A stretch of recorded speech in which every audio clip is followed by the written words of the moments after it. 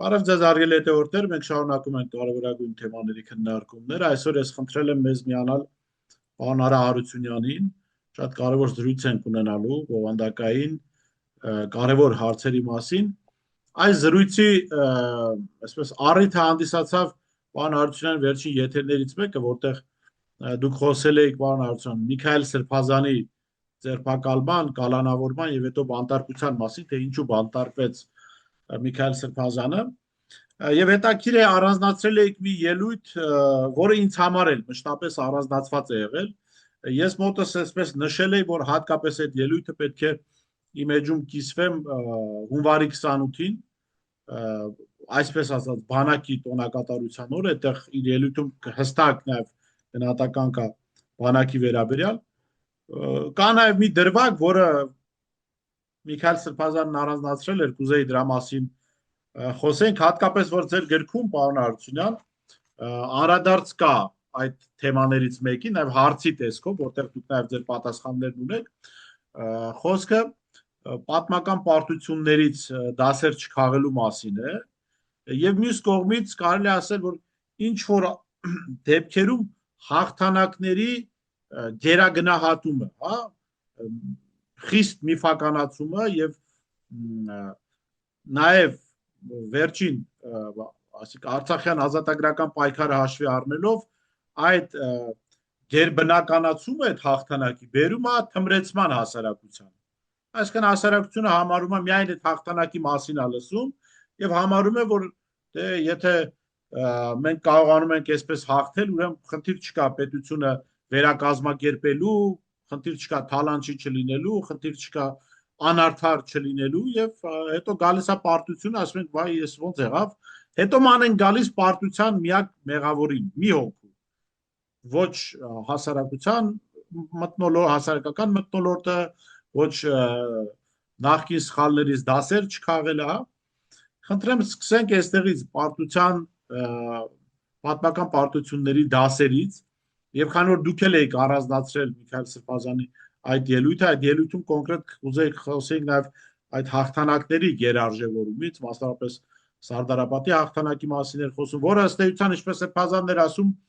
ինքը մի շարք պարտություններից հետո ուղղակի մի տեղ էր, որտեղ մենք կանգնեցինք, հետ չնահանջեցինք, բայց միջև այդ շատ բան արդեն նահանջել է։ Խնդրեմ։ Բարիշյան, մենք ունենք ենթադրենք 10 պրոբլեմ, 100 պրոբլեմ, չգիտեմ, քանի պրոբլեմ ունենք, այդ բոլոր պրոբլեմները նույն ակունքի վրա են։ Հայկական, եզդիական, բարդված ազգերի պրոբլեմները նույն ակունքի վրա են։ Նրանք իրականությունը համապարփակ չեն տեսնում։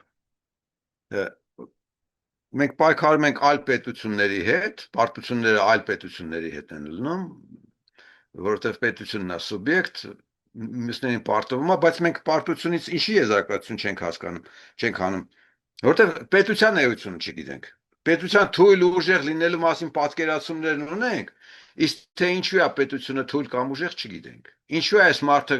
կարողացել իշխանություն վերցնել, մյուսը չի կարողացել խորքային հարցերը, ոչ մի հարցի խորքային հարց, ոչ մի քաղաքագիտական, քաղաքական հարցի խորքային էլեմենտը մենք չգիտենք։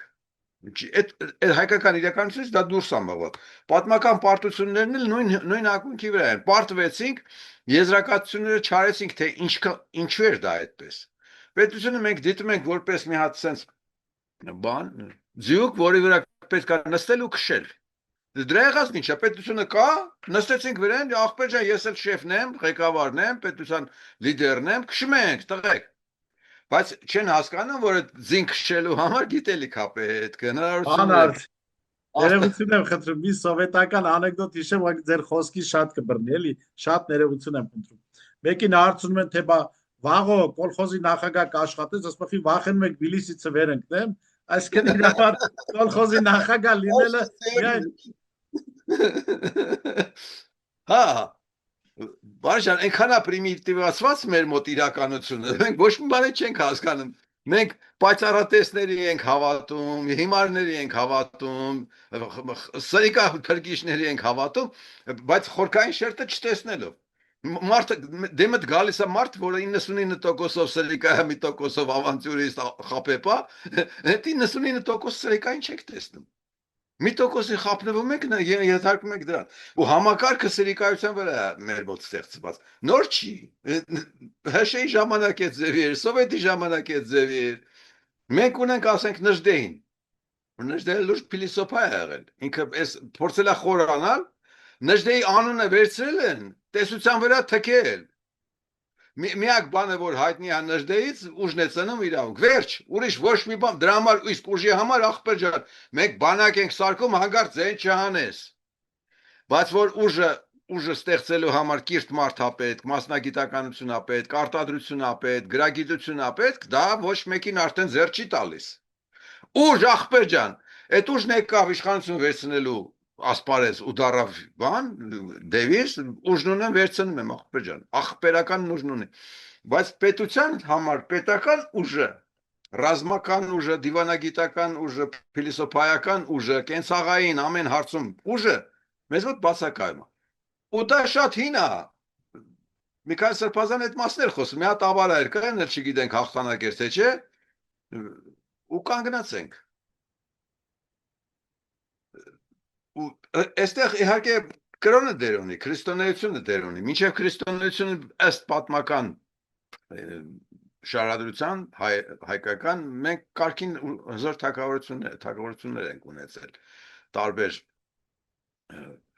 լիդերներով, ցեղերով, տոհմերով։ Քրիստոնեությունը ակնհայտորեն մեր վրա շատ ուժեղ է ազդել։ Մենք ընդունել ենք քրիստոնեության հեզականության պահը, ենթարկվիր, Տիրոջը ենթարկվիր, բայց այդ ենթարկվելու պայմաններում հարևանի հետ հարաբերվելու խնդիրը, քո վրա հարձակվող թշնամու հետ հարձակվող խնդիրը, քրիստոնեությունը չի լուծել։ Դրա համար այլ երկրներում 1-200 տարի հետո քրիստոնեությունը սկսեց ռեֆորմացվել արտաքին թշնամանքին դիմադրելու համար։ Մեզ մոտ չռեֆորմացվեց։ Մենք ամենապրիմիտիվ քրիստոնեության վրա էլ մնացինք մինչև հիմա։ Դրա համար մեր բոլոր կառույցները պետական, կրոնական, կենցաղային կառույցները մնացին այդպես պրիմիտիվ։ Հիմա այդ ամեն ինչը փոխելու համար պետք է մի հատ նորովի նայել այդ իրական մեր խնդիրներին, բայց խնդիրներին նայելու համար էլ պետք է հեղինակություն լինես, բարեժան։ Եթե հեղինակություն չես, քեզ լսող չկա։ Միքայել Սրբազանը շատ խելոք մարդ է, ինքը մի քիչ լսելի է դարել, որովհետև ինքը Միքայել Սրբազանն է նաև։ Այդ ունենալով այդ դիրքը ինքը կարողացել է գրավիչ լինել ու ներկայացնել իրականություն, բայց այդ ելույթը իր կրոնական բոլոր ելույթներից շատ ավելի հզոր է։ Ինքը բացեի բաց հայկական իրականությունն է մեկնաբանում, ճշմարտությունն է ասում։ Այդ մասը չի տարածում, եթե դուք նայեք, այդ իր ելույթը շատ քիչ դիտորդ ունի։ Այսինքն քաղաքական ուժերը նույնիսկ չեն նկատել, իրանց ձեռ չի տալիս, որովհետև իրենք էլ տգետ են։ Իրանց իրականությունը ձեռ չի տալիս, ճշմարտությունը ձեռ չի տալիս։ Նայեք, ասենք թե անկախությունից հետո մեր ու Ադրբեջանի հարաբերությունների հարցը։ Ադրբեջանը եկավ, հասավ, զինվեց բայրակթարների, ռազմական ֆանտաստիկ բան ծրագրերի հասավ, մենք զբաղված էինք այդ կիլդի մուլտերը նկարելով Ալիևին ձեռ առնելով։ Մեր աչքի առաջ մենք անտեսեցինք կատաստրոֆիկ մեր վրա եկող վտանգը ու դրա մասին չեն խոսում։ Դուք ումից եք լսել, որ քննարկի անկախության տարիներին մեր խնդիրները, հիմնարար խնդիրները։ Տնտեսությունը քանդեցինք, ոչ մեկի վեճը չէր։ Բանը դպրոցը ավիրեցինք, սարքեցինք ընտրական կեղծիքների բուն, ոչ մեկի վեճը չէր։ Մեր բոլոր ասպարեզները պետություն լինելու հիմքերը քանդեցինք ու այդ հարցը մնաց կողք, չքննարկվեց։ Հիմա ինչ է պետք անել։ Պետք է այդ հարցին մի քիչ լուրջ մոտենալ, մի քիչ պատասխանատու մոտենալ, մի քիչ հասկանալ, որ պետությունը մարդու բանն է, անձնական ջերմոցն է, իր տանիքն է, առանց պետություն չես կարող գոյություն ունենալ։ Եթե առանց պետություն ես, այն ժամանակ համարի, որ դու գտնվում ես, ասենք թե ես ինչ իմանամ, մի քրչոտ տարածքում, որտեղ ով ինչ ուզենա քո կողքին կանի։ Փախստականի կարգավիճակում ես քո իսկ երկրում։ Ինչի՞ց է, ամբողջ իշխանությունն էլ է նույն վիճակում։ Մի քիչ թրփոշանում են, ուր են փախնում, բարեժան, Հայաստանից փախնում են, չէ՞։ Որտեղ տանիքը գիտեն, որ իրանց համար էլ տանիքը չկա։ Այդ տանիքը ոչ միայն աղքատի համար չկա, իշխանավորի համար էլ չկա։ Այսինքն մենք պետությունն ենք շպրտել մեր բանից դուրս, մեր պատկերացումներից դուրս, ուզում ենք այդ պետությունը հեծնած մնա, այդ ձյուկը սատկել է։ Մի քանի հոգի շահագործում են հարկերը, բաները, նալոգ են հավաքում, իրանց աշխատավարձ են տալիս, պարլամենտ են մտնում, ասում են, հələ տեսեք մենք պարլամենտ, հələ տեսեք քննադատեցինք, հələ տեսեք ժողովրդավարություն ունենք, դա բոլորը բան է, միմիկրի է, տնազ է։ Վերադառնալու համար ինչ է պետք ակունքներին, ոչ միայն ակունքներին, այլ հիմքերին, որ դու պետություն ունենաս, որ չգենոցիդվես, պետք է հասկանաս պետությունն ինչ է, դա գիտելիք է, երկու անգամ երկուսը ձեր երեխեքին դպրոցում սովորեցնում են, բայց գիտելիք պետության մասին չեն սովորեցնում։ Այդ գիրքը, որ դու ցույց տվեցիր, Բարոժան, եթե ես որևէ մանկավարժի, դպրոցի, բոլոր պատասխանատուներին, ինչքան մանկավարժու դպրոց կլինի Հայաստանում, ում ուզում ես տուր։ Ասեմ, լսեք, սրա գոնե տարեր ուզում եք ձեր համար, ասենք թե առաջի դասարանի համար սրանից գրեմ, հարակասի շռտ քաշի, դու ով եք առաջ, հասկացա, դու ուզում ես իմ հացը կդրես։ Այսինքն ժողովուրդը մեկուսացած է իր ճակատագրից։ Հիմա ես մի բան կառաջարկեմ, Բարոժան, ես առաջարկում եմ այդ գիրքը ես որ դու ներկայացրեցիր, գրված է ուրեմն ռուսերեն էլ կա, շատ ավելի հաստ։ Անգլերեն էլ կա, շատ ավելի մեծ։ Եվ հայերենը կա, որը կիսատ է, պակաս է։ Ինչի է կիսատ, գիտես։ Ամենահղկվածն է, այս գրքերից ամենահղկվածն է։ Ամեն էջը կարելի է վերցնել այս գրքի, ուսումնասիրել տներում, դպրոցներում, ամբիոններում, որտեղ սա կոնսպեկտ է դարել։ Մեր իրականության, մեր խնդիրների կոնսպեկտ է դարել։ Ես այս որ եկա Ամերիկա, հետաքրքիր պատմություն է, չեմ հիշում, մի քիչ հարածել եմ այդ պատմությունը։ Պատմեմ շատ կարևոր է։ Երկրորդ տարին էր կարծեմ, այստեղ տեսնեմ միտեղ բան են անում, բետոն են անում։ Նայեցի լիքը մեքենաներ կան, տարբեր տեսակի գործիքներ են օգտագործում։ Ասեցի նկարեմ սա, բան անեմ, ուղարկեմ Հայաստան, շատ հետաքրքիր է, մենք էլ ենք բետոն անում, հայերը բետոնից լավ են, էլի ինձ լավ, կհավաքվեն սաղով, կալը կանեն, ցեխը կանեն, ղալմաղալով, վեդրաններով կկրեն։ Մի հատ այս ամերիկյան բետոններ ցույց տամ, էլի ոնց է։ Գնացի մոտեցա, այդ անողներին ասում եմ, կարամ ես նկարեմ։ Ասես հարց չկա երկե։ Գնացի տուն ապարատս վերցրեցի, եկա սկսեցի նկարել, սրանք սկսեցին հետաքրքրվել, թե ես ով եմ, ինչ եմ բան։ Պարզվեց եկեղեցի է, չէի նկատել կողքներ շենքը։ Հասարակ տուները ընդամենը խաչ կար դրան վրա։ Բա արի մեր մոտ։ Ասեցի, ի՞նչ լավ հնարավորություն է, բան։ Ուրեմն բողոքական եկեղեցի էր։ Ես էլ միշտ ուզում մտածում եմ գնամ ծանոթանամ սրանց, որովհետև գիտեմ բողոքականության ու ժողովրդավարության բանն ա եղել, ակունքներում ա կանգնած, հիմքն ա եղել։ Ասեցի, հա, նկարեմ, կսկսեմ գալ։ 3 տարի ես գնացել եմ բողոքական եկեղեցի, պայման եմ դրել։ Ասել եմ, ես աթեիստ եմ, չեմ կարող վերափոխվեմ, ինձ չփորձեք էլի բան մտքափոխել։ Եթե թույլ կտակ, գալու եմ վերջի շարքում նստեմ, նայեմ էլի։ 3 տարի ես գնացել եմ այդ եկեղեցին, այդ եկեղեցի գնալու շնորհիվ եմ ես այս գիրքը գրել։ Ես ծանոթացել եմ բողոքականության հիմքերին, կենցաղին, ոնց են դրանք ապրում, ինչ է իրանց կրոնը, ինչ է իրանց կյանքը, դրանք տարբեր բաներ են։ Երկդիմի մարդիկ են, մեկը քաղաքական մարդն է, հրացանը ձեռքին, մեկը կրոնական մարդն է, որը Աստուն ասում է, լսի արանքում մարդ չկա, հանկարծ որևէ մեկը չփորձի իմ ու Աստծո արանքում հայտնվել։ Ես եմ իմ Աստվածն է, դու եթե իրան ավելի լավ գիտես, եթե ես պակաս ունենեմ, կհարցնեմ քեզ, ես ինչ էր ուզում Աստված ասել։ Տերտերը չկա, տերտերին շպրտել են դուս։ Այդ միջնորդը, ինտերպրետացիոն միջնորդը, որը մեկնաբանում է երևույթները, պետք է ամեն մարդ իր ներսում ունենա այդ միջնորդին, որ ասի, էսպես է, միջնորդին չունենալու համար գիտելիք պետք է ունենաս քաղաքագիտության մեջ։ Մենք կարող ենք այդ հարցը վերցնել մեր վրա, մարդկանց կրթել քաղաքագիտականում, սա շատ կարևոր եւ կարծում եմ հիմնարար գործ է եւ հայերի եւ եզդիների պարագայում։ Պարոն Հարությունյան, հիմա վերջին շրջանում Հայաստանի իշխանությունները փորձում են ստեղծել տպավորություն, որ պետությունը կարող է գոյություն ունենալ, այսինքն լիարժեք խաղաղության պայմաններում հարևանների հետ, այսինքն պետությունը իրենք պատկերացնում են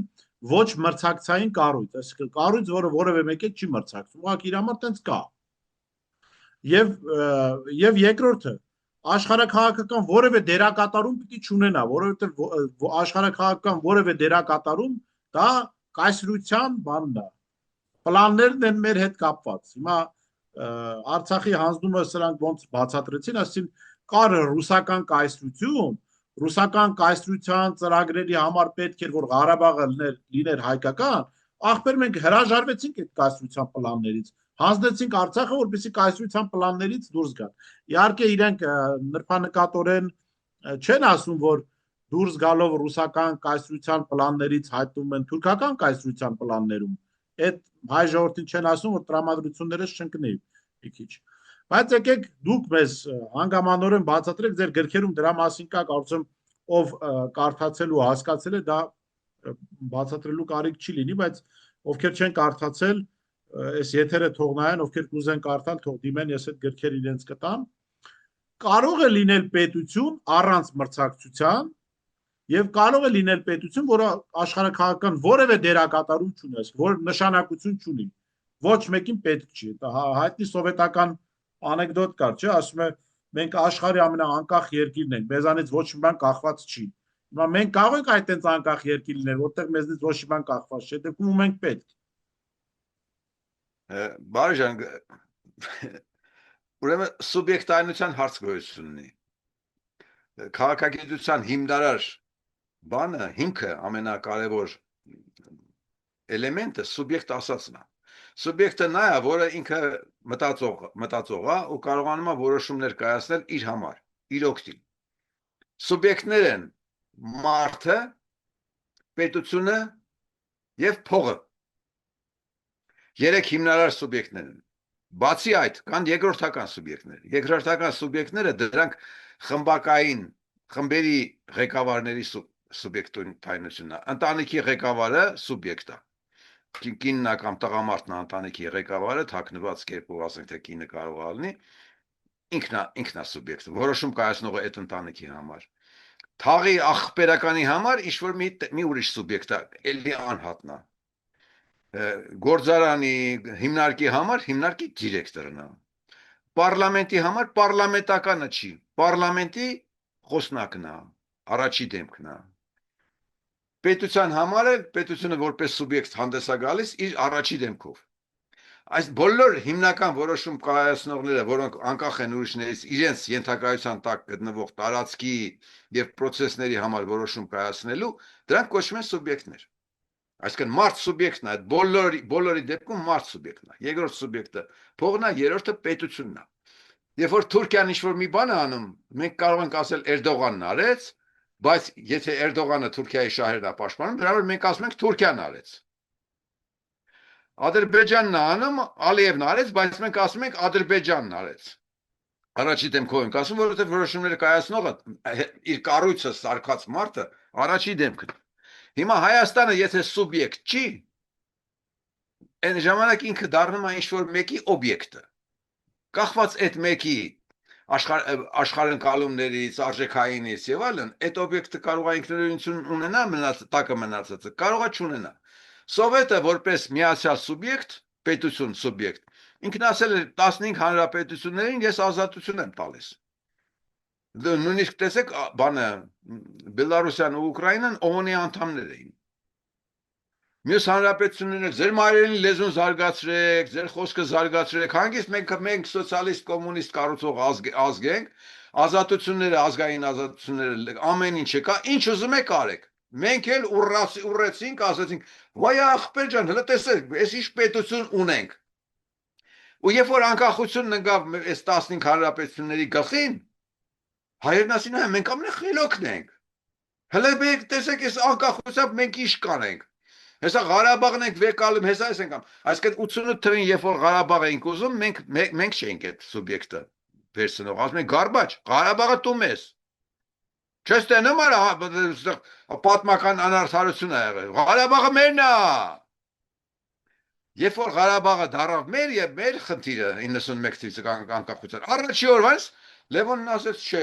այստեղ բանը ազգերի ինքնորոշման իրավունք է, սուբյեկտների հարաբերություններ չի։ Մեր ու Ադրբեջանի միջև, երկու սուբյեկտների միջև կռվա խնձորը չի Ղարաբաղը, չէ, հա։ Ազգա ուզում է ինքն իր պետություն ունենա Ղարաբաղը, թո ինքնուրույն է, պետություն է Ղարաբաղը։ Արա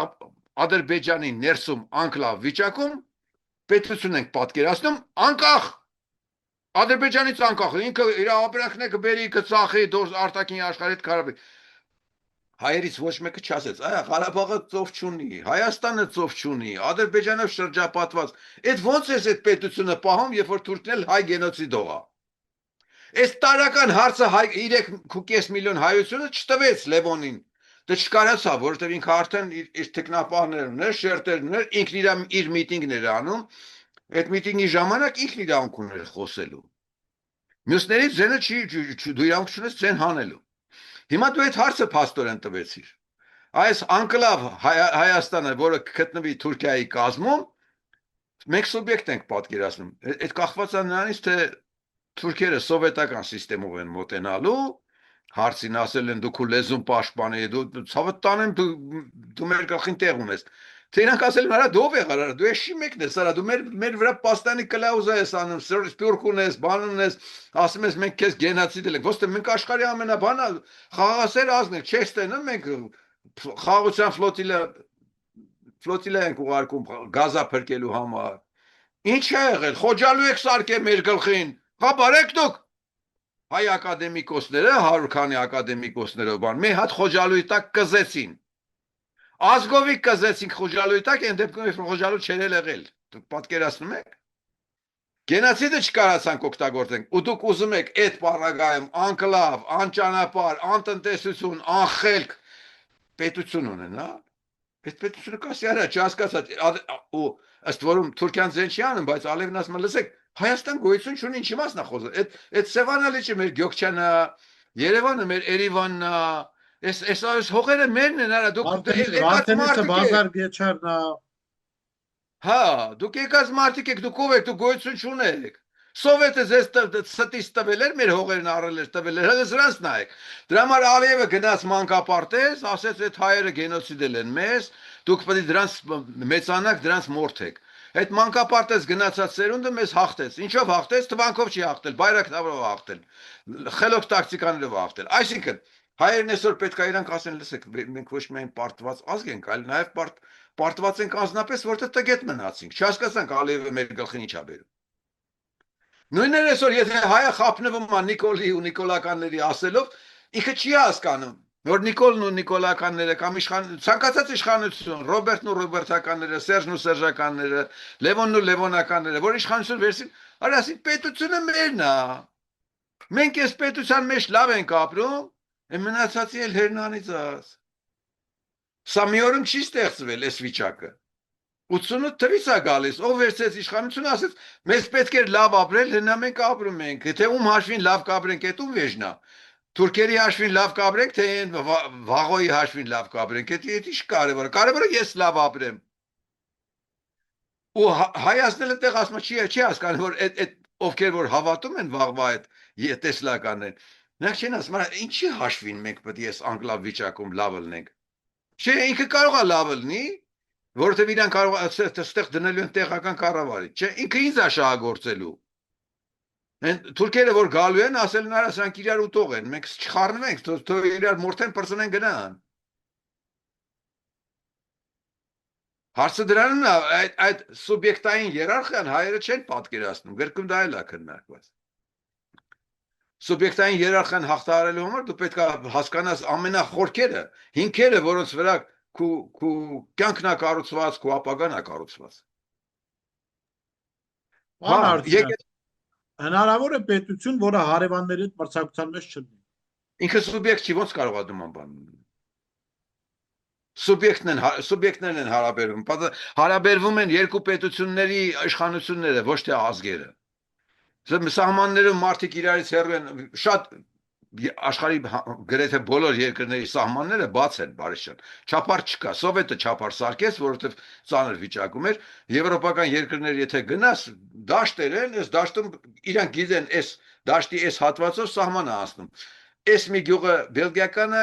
էս մի գյուղը գերմանական է, ասեք թե։ Ֆրանսիական, գերմանական։ Իրանք գիտեն ում են պատկանում։ Այսինքն երկու կից ազգերը իրար հետ հենց այնեն չեն կռվում։ Լավ էլ կարան ապրեն իրար, գնալ գալով, բանով, խնամիություն անելով։ Իրար հետ կռվում են բաները, իշխանությունները, ու երբ որ արդեն հարաբերությունները սրվում են դեպի պատերազմական, այդ սահման չափարտ չունեցող սահմանի վրա կուտակվում են երկու զորքերը։ Գոյանում է արդեն դեմարկացիոն գիծ։ Հայաստանի ու Թուրքիայի միջև այդ չափար սահմանը կա, սովետից մնացած չափար սահման է, բարիշան։ Ադրբեջանի հետ մենք այս սահմանը չունենք, չէ՞։ Դրա համար Ադրբեջանն ասում է, այս սարն էլ է իմը, էս էլ է իմը, էս էլ է իմը, էս էլ է իմը։ Դու չունես ֆիքսած կետ, ասում են քարտեզներ կա, ինքը թքած ունի քարտեզների վրա։ Այդ քարտեզներով Հայաստանն իրանն է։ Ինքը Google-ին փող է տալիս իր Google-ի վրա հիմա բանը, ես այդտեղ մի հատ ժողովի գնացի, մի հատ թուրք էր ելույթ ունեցող, հետաքրքիր էր ինձ։ Այս քաղաքում շատ թուրք կա։ Տեսնեմ Հայաստանը չկա։ Ադրբեջանը նկարած։ Ասում եմ, լսի, այս քարտեզը դու եկել ես այդտեղ բան ես անում, Ադրկովկասի մասին էր զեկուցում էր անում։ Ասում եմ, այս քարտեզը ես չեմ գծել, Google-ն է գծել։ Այդ Google-ը հենց իր խելքով գծել, փող եք տվել Google-ին գծել է։ Հայաստանը չի նկարել վրան։ Սկզբից քարտեզի վրա չեն նկարի, հետո իրականում չի լինի։ Այդ պայմաններում հայերի արժանապատիվ հայերի 99%-ը չի կարողանա այդտեղ ապրել։ Մի կերպ կգնա, եթե չգնա։ Բան Արցունյան, վերջին հարցս, քանի որ մեր ժամանակը սպառվում է, իշխանությունները ասում են նույն այդ կայսրության բանի տրամաբանության մեջ։ Ասում են ցեղասպանությունը մեր վզին փաթաթել է կայսրությունը եւ ես օրս նայում եի քարոզիչների ելույթներ, որ մեր եւ Թուրքիայի հարաբերությունները փչացրել են ռուսները, որպիսի բան դառնան, գործիք լինենք ռուսների ձեռքին։ Եվ դա եղել է վերջին 35 տարում, նկատեք, այսինքն ձեր, չգիտեմ, ձեր ավակները եկել են Արևմտյան Հայաստանի շտեջը, իմ տատը, որ պատմում էր, թե ինչպես է իր մայրը ընտանիքից միակ փրկվածը Արևմտյան Հայաստանից եկել էստեղ, աստորեն տատուս մայրը վերջին 35 տարում այդ մոլորության մեջ ընկել, երբ որ մի 50-60 տարյա մահացած այդ խեղճկինը։ Սրանով ինչի են ուզում հասնել, այդ լրիվությամբ թուրքական ազդեցություն ստեղծելու բանն է, որ այդ ցեղասպանությունը ռուսական նարատիվ ասում են։ Բարիշան, իմ հայրը մշեցի այնտեղ է ծնված եղել, 2 տարեկանում է արտագաղթել, մորը սպանել են, ինքը քրդերն են իրեն պահել, կես տարի հետո նոր պապս կարողացել է հետ դառնալ վերցնել։ Մարիս էլ խոյեցի է 1828 թվին ռուս պարսկական պայմանագրով հետ է եկել։ Հայաստանի բնակչության բավական մեծ մասը, երևի հիմնական մասը դրսում են իրենց բաները, այդ նախնիները ծնված եղել։ Մենք կուճուրել ենք, եկել ենք, կուճուրել ենք Անդրանիկի ու Նժդեհի հաշվին Հայաստանը գոյացել։ Հիմա քու հարցին պատասխանեմ։ Միջնորդի խնդիր կա, իրանք ասում են, բարեժան, որ սենցա, ռուսներն են մեզ գենոցիդել եւ այլն եւ այլն։ Այդ ասողները ինչ որ ասում են, իրանք ձեռնտու ասում են, բարեժան։ Ասողը միայն իշխանությունը չի, հայկական ընդդիմության, ասի քարոզիչներն են։ Քարոզիչները, այդ ընդդիմության 99%-ը շատ լուրջ, խրոխտ եւ կարեւորը sense շատ սոլիդ տեսքով սրիկայություն են անում, ասում են։ Այդ միջնորդի մեկնաբանի խնդիրը կրոնը ունի միջնորդներ, տերը միջնորդ է, չէ՞ բարեշան։ Ինքը միջնորդ է Աստծո եւ կրոնավ հավատացյալի միջև։ Այդ քարոզիչը միջնորդ մարդը Հայաստանում գոյություն չունի։ Մենք պատկերացում էլ չունենք, որ իրենք միջնորդներ են։ Իշխանությունը ինքն ասում է այտենց, լավ է անում, բայց մենք միջնորդ չունենք, որը կմեկնաբանի իշխանության ասածը ու որին մարդիկ կհավատան։ Ես հենց այդ մասին էի խոսում, որ մենք կարող ենք այդ շարքը սկսել հաղորդումների, որտեղ մենք միջնորդ կլինենք ոչ թե իշխանությունների ու ժողովրդի միջև, այլ ռեալ իրականության եւ այդ իրականություն չտեսնողների միջև։ Լավ են անում, ասում են։ Իրանց ձեռնտու է գրանտի վրա են նստած, շահ ունեն իշխանությունների, շահ ունեն ինչ-որ տեղից, այդպես են ասում, խեղաթյուրում են պատմությունը։ Կարողանում են անում են։ Խնդիրը թույլինն է։ Խնդիրը ոչ թե գենոցիդողինն է, այլ գենոցիդ ողինն է, Բարիս ջան։ պարտվողինն է, որովհետև մարդը, որպես մարդ ծնվում է գենետիկորեն նույն, հայը, թուրքը, վրացին, գենետիկորեն նույն մարդն են։ Հետո արդեն թուլությունները ձեռք են բերվում ընտանիքում, որը նրան չի հաղորդում մարդ հաղթական։ Ներողություն եմ խնդրում, մի քանի որ ասացիք գենոցիդողինը չի գենոցիդվողինն է, համաձայնելով ձեզ հետ, ես միշտ մեր եզներին մի բան եմ ասում, որ անդադ երբ որ այսպես հրապարակային բղավում եք, որ մեզ 74 անգամ ցեղասպանության են ենթարկել, պետք է գետինը մտնենք մենք բոլորով։ Եթե մի ազգի 74 անգամ ցեղասպանության են ենթարկել, այդ ազգը ուրեմն այնքան խորը խնդիրներ ունի, որ չի կարողանում իր հասկանա, որ 75-րդը չլինի, այսինքն չի կարող անվտանգության համակարգ ստեղծի, ինքը իր պաշտպանի։ Դրանից հետո էլ ինչ ես մեղադրում, որ քեզ 74 անգամ ցեղասպանության են ենթարկել։ Բաց տեղա պիտի անեն, այսինքն հո չեն գնա քրդերին ցեղասպանության ենթարկեն, փորձանքի մեջ չընկնեն 40 միլիոն ժողովուրդ են, կամ գնան խեղճ Դիված զենքի մշակույթ ունեցող ժողովուրդը։ Այո։ Բա Միքայել Սրբազանն էլ է դա ասում, չէ՞, պաստորեն ինքն ասում է, պատմությունը կեղծել եք, այս ժողովրդին խաբել եք, սարքել եք ոչխար, կներես արտադրություն։ Պատմաբանը երբ որ հիմա այս օրերին մեր աչքի առաջ սարսափելի կեղծիք է գնում։ Բարիշան, Facebook-ում մարդիկ կան, որոնք մակաբուծում են հայ լինելու զգացմունքների վրա։ Բա գիտեք այս մարդն էլ է հայ։ Բա գիտեք բաղնիքի կռան սարքողը երկու կողմանի տակ ու ջուր բացողը հայ է։ Բա գիտեք ռենտգեն հնարողը հայ է։ Բա գիտեք այս ինչ օֆիցերը հայ է։ Հայերին sense 4 կողմից բռնաբարում են արա։ Իմ հայ լինելն են բռնաբարում։ Լսեք, ես մարդ եմ։ Դուք ինձ նսեմ ասնում եք մնացած ցանկացած մի ես ինչ իմանամ եղած չեղածի հանդեպ, դու ասում ես, արա դու էս չես։ Դու միայն ապրի նրանով, որ մի հատ ուրիշ մեկը հանճարեղ է եղել, հայ է եղել, ապե։ Իսկ դու էս չես։ Ես իմ ասածն ուրիշ է, Միքայելն էլ էր դա ասում։ Արա դու ես մարդը, ինքը չի, արա։ Նա պատմական դեմք է։ Այդ պատմական դեմքով դու հպարտանալու իրավունք ունես, երբ որ դու էլ կհաղթես։ Հաղթողը իրավունք ունի հպարտանալու, պարտվողը նախկին հաղթողով իրավունք չունի հպարտանալու։ Դե ես առաջարկում եմ այ դա, Բարիշան, եթե մենք կարողանանք դա անել, որ մարդկանց տարրականը սովորեցնենք, լսեք, վերանանք այս ներկայից։ Վերանանք այս Պարոն Արարչյան, եկեք պայմանավորվենք, մենք շաբաթվա ընթացքում 1-2 անգամ կզրուցենք ձեր թույլտվությամբ եւ կսկսենք այդ տարականից, ինչա պետությունը, ինչպես են հարաբերվում պետությունները, ներպետական, այսինքն քաղաքացիները միմյանց հետ ոնց պիտի հարաբերվեն, արդարություն բոլոր հարցերը կան գրքում։ Հիմա մի ուրիշ բան էլ ասեմ։ Բարիշան, գրքի լինքը ես քեզ կփոխանցեմ, խնդրում եմ դու դնես այս հաղորդման տակ։ Այո։ Միգուցե հեռախոսով շատ դժվար է, որովհետև ինքը երկու սյունյակ ունի, մեկ չի, ինքը երկու սյունյականոց գիրք է, տեսնում եք։ Գիրքը վաճառվում է, Բարիսից էլ կարող են վերցնել, քեզնից էլ կարող են վերցնել։ Պետք է, ես որ ասեցի գնացել եմ այդ եկեղեցի, ես նաև, Բարիշ ջան, գնացել եմ ուրեմն ուրիշ բաների եկեղեցականների հետ, եպիսկոպոլյանների հետ գնացել են բաների, Բարիշան։ Բարև, շատ լավն է։ Գնացել եմ ավետարանի ընթերցումների, Bible study կոչվում է, Բարիշան։